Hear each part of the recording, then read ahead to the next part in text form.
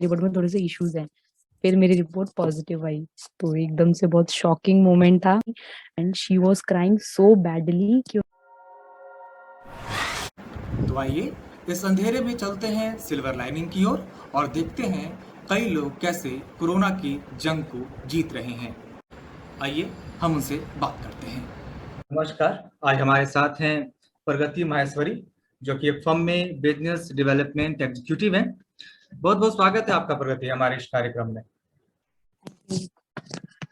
तो पहले बताइए कि आप जिस तरीके से कोरोना से लड़कर आई हैं उसका अनुभव, और सबसे पहले सिल्वर लाइनिंग की ओर से आपको बहुत बहुत बधाई कि आप इस जंग को जीत कर आई हैं। तो पहला थैंक यू सो मच। क्या आया था? पहला आई थिंक 15 अगस्त को मुझे थोड़ा सा फीवर था। एंड देन फिर कोल्ड हो गया था, तो आई थॉट उस टाइम बहुत रेनिंग सीजन था, तो आई थॉट कि थोड़ा सा वही सीजनल चेंजेस की वजह से है। देन पापा पेरेंट्स ने बोला कि टेस्ट करवा लेते एक बार, तो हम लोग टेस्ट करवाने के लिए गए। तो पेरेंट्स की रिपोर्ट तो नेगेटिव आई, लेकिन मेरी रिपोर्ट उन्होंने थोड़ी देर बाद दी। तो मैंने पूछा तो उन्होंने बोला कि आपकी रिपोर्ट में थोड़े से इश्यूज हैं।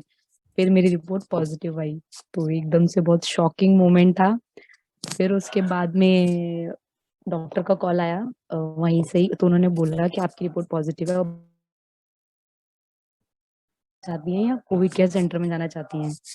तो फिर मैंने उन्हें बोला कि घर में मतलब नहीं है स्पेस, तो कोविड केयर सेंटर ही अलॉट कर दीजिए। फिर उन्होंने बहुत ढूंढने के बाद घर के नियर बाय वजीराबाद पीटीएस में कोविड केयर सेंटर अलॉट कर दिया। फिर 20 को ही आई थिंक आफ्टरनून में रिपोर्ट आई थी, उसके बाद शाम को ही मुझे सेंटर अलॉट हो गया था। फिर एम्बुलेंस आई, एम्बुलेंस में गए। पेरेंट्स ढूंढने ही गए थे वहां तक ही, क्योंकि फर्स्ट टाइम था ऐसा कि घर से इतनी दूर और ये सब। फिर उसके बाद में वहां जाकर पता चला कि यहाँ नहीं हो सकता, क्योंकि वो वहां पर उस टाइम पे केवल सारे मेल ही थे, मतलब जितने भी पेशेंट थे सारे मेल थे। तो उन्होंने बोला कि आप अकेली फीमेल होंगी तो आप कंफर्टेबल हैं। मैंने बहुत और फिर उसके बाद मुझे छतरपुर वाला सेंटर अलॉट होता, जो कि मेरे घर से काफी दूर है, क्योंकि मैं ईस्ट दिल्ली में रहती हूँ, छतरपुर काफी दूर पड़ता है। फिर उसके बाद में वहां से फिर मैंने बहुत रिक्वेस्ट करी 1 घंटा वेट करने का। फिर मेरे डॉक्टर ने कंसल्ट करा, फिर उन्होंने बोला आप खुद देखो, अपनी जिम्मेदारी पे रहोगी। तो मैंने ऐसे ठीक है, ओके है, क्योंकि वजीराबाद घर से बहुत पास है, हार्डली 20 मिनट्स का रास्ता है। फिर उन्होंने मुझे वहां पर एडमिट कर लिया। वो एक पुलिस ट्रेनिंग स्कूल है, तो एक बड़ा सा हॉल था, उसमें काफी सारे बेड्स पड़े हुए थे। वहां पर बोला आपको यहीं रहना है। I was the only one उस रूम में, और पहला दिन था घर वालों से इतना दूर। बहुत टेंशन थी, बहुत डर था, फिर भी जैसे तैसे आई थिंक शाम को 7 बज गए थे पूरा प्रोसेस होते होते। फिर 7 बजे उन्होंने बोला आपको यहीं रहना है। फिर उन्होंने जो वहाँ के थे इंचार्ज वगैरह, वो इतने मतलब उन्होंने इतना कंफर्टेबल फील करवाया। उन्होंने बोला कि आपको टेंशन की जरूरत नहीं है, सब बहुत ही। और जो उसके आसपास एरिया में जितने भी थे मेल कैंडिडेट, वो सारे पुलिस स्टाफ था। वो सारे राजस्थान पुलिस के थे, और कुछ पुलिस के थे, कुछ आर्मी के लोग थे वहां पर एडमिट।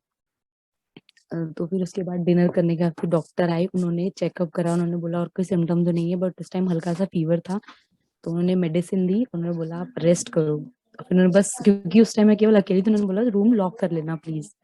बहुत मुश्किल से पूरी रात जाग के कटी। एक तो डर था, क्योंकि उस टाइम पे बहुत ज्यादा पैनिक था कि जो एक बार जाते हैं वो वापस नहीं आते, दिस टाइप का। बहुत मुश्किल से दिन कटा।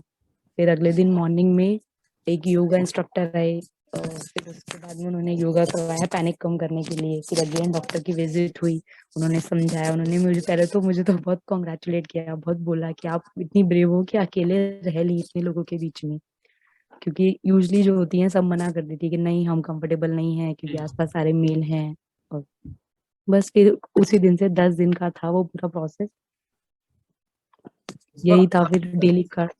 स्थानीय सरकार ने काफी ज्यादा सहयोग किया आपको जी जी कोविड जी से जी, निकलने के बहुत ज्यादा, बहुत ज्यादा।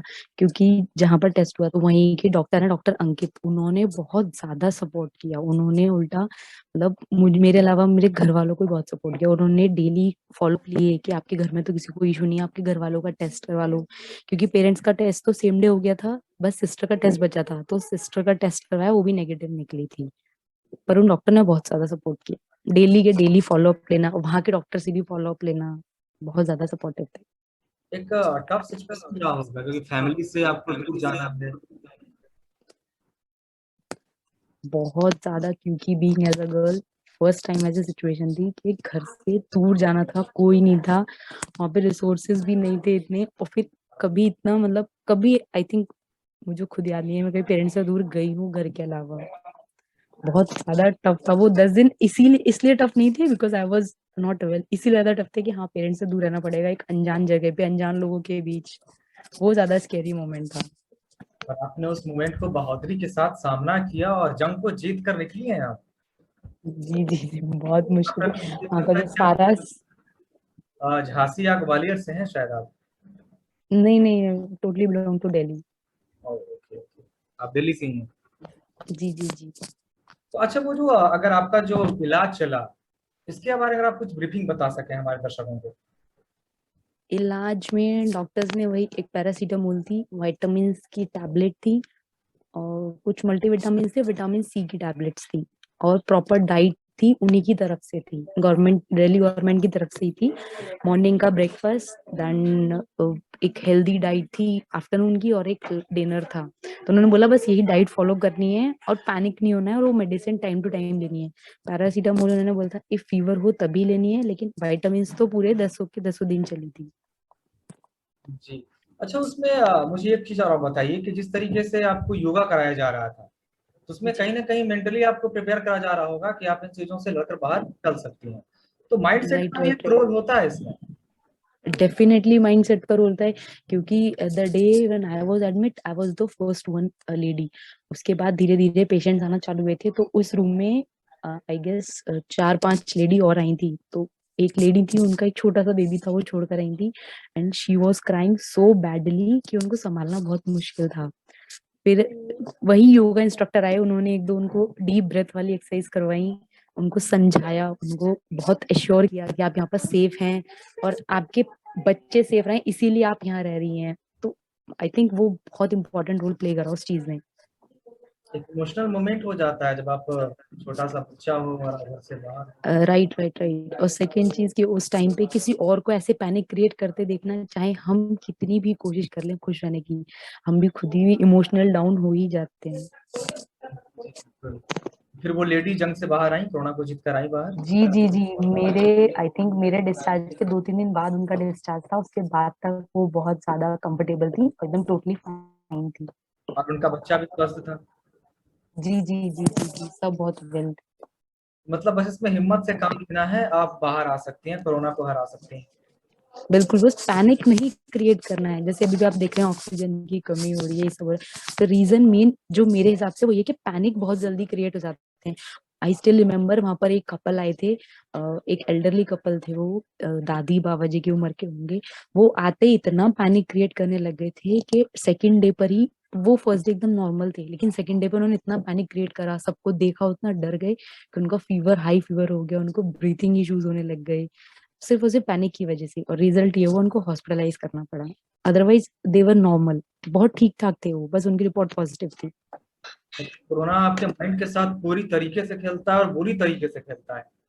एग्जैक्टली एग्जैक्टली, सब सारा माइंड गेम ही है। अगर मान लिया हम ठीक हैं तो हम ठीक है, अदरवाइज तो अभी आप सोच लीजिए कि नहीं मुझे सांस नहीं आ रहा तो आपको लिटरली सांस लेने में इश्यूज हो जाएगा।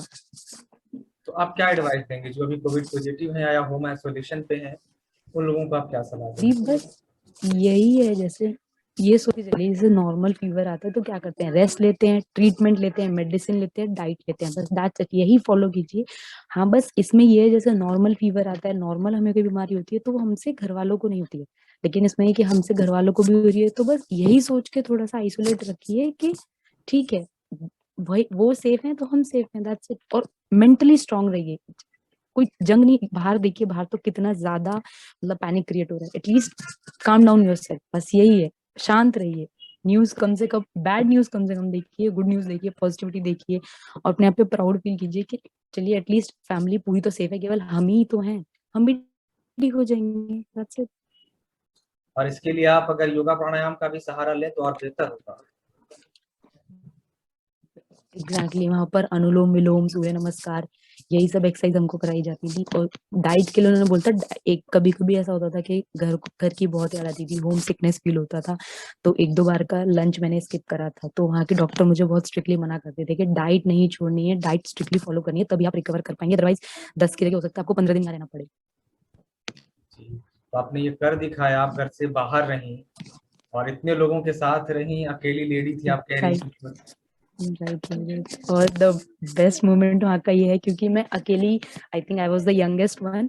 सो मतलब एक होता है कि हाँ मेरा नेचर भी ऐसा थोड़ा फैमिली टाइप बन गए थे, तो जब व्हेन आई वाज लिविंग तो everyone was crying and that was the best moment for me. सबने बोला कि आप बहुत अच्छी हो, बहुत अच्छे से आपने रहा। और मतलब उन सबने बोला कि मैंने उनको हिम्मत दी क्योंकि मैं सबसे छोटी थी, तो मैं वहां पर अकेले रही पेरेंट्स के साथ, बिना पेरेंट्स के। बिल्कुल आप दे सकती हैं, क्योंकि ये आपका जो एक्सपीरियंस है, ये जो अनुभव है, और लोगों के साथ साझा जाएगा तो वो भी काफी मोटिवेटेड फील करेंगे।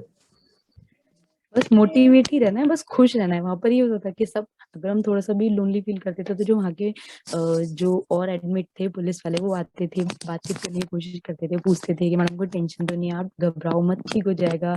हमको देखो, हम तो ड्यूटी भी, हमको आपको तो यहाँ से घर जाना है, हमको तो दोबारा से ड्यूटी ज्वाइन करनी है। मतलब वो सब समझाते थे, मतलब ऑलवेज मोटिवेटिव फील करवाते थे। ऊपर से करियर को लेकर एडवाइस देते थे, आप ये करिए या वो करिए। तो उसके ऊपर पैनिक नहीं होना, आप चाहें तो वहां भी एक फैमिली की तरह आप माहौल कर सकती हैं। एग्जैक्टली exactly, वही है, माने तो भगवान, ना माने तो पत्थर की मूर्ति। मतलब अगर अकेला मानेंगे तो अकेले ही रह जाएंगे। अगर सबको, अगर उनको भी उस टाइम मैंने फैमिली ना माना था, मैं भी उसमें रहती कि नहीं मुझे किसी से बात नहीं करनी है, तो मैं भी शायद 10 की जगह और दिन मुझे काटने पड़ते हैं वहां पर। जी, मतलब अपने आप में इस लेसन को डालिए, पर वहां भी माहौल माहौल सही हो सकता है। एग्जैक्टली exactly, सब अलग अलग। तो आपने एक अनुभव साझा किया है सिल्वर लाइनिंग के साथ, इसके लिए आपका तहे दिल से शुक्रिया। आपका आभार थैंक यू व्यक्त सो करती है much. Silver lining. Thank you. Thank तो देखा आपने ने इस जंग को कैसे जीता। तो आपने अभी तक बहुत सारी लाशों वाली फोटोज और वीडियो शेयर करी होंगी, मरते लोगों को दिखाया होगा। आप दिखाएं ऐसी वीडियोज जो लोगों को जिंदगी दे सके, जो इस जंग से बाहर आ रहे हैं। तो एक शेयर इस जिंदगी के नाम कीजिएगा। और अगर आपके पास भी कोई ऐसे कोरोना वॉरियर्स, या जो कोरोना से बाहर आ गए हैं, या आप किसी की इस कोरोना में मदद पहुंचा रहे हैं, तो हमसे संपर्क करें। हम आपका इंटरव्यू लेंगे और लोगों के साथ साझा करेंगे।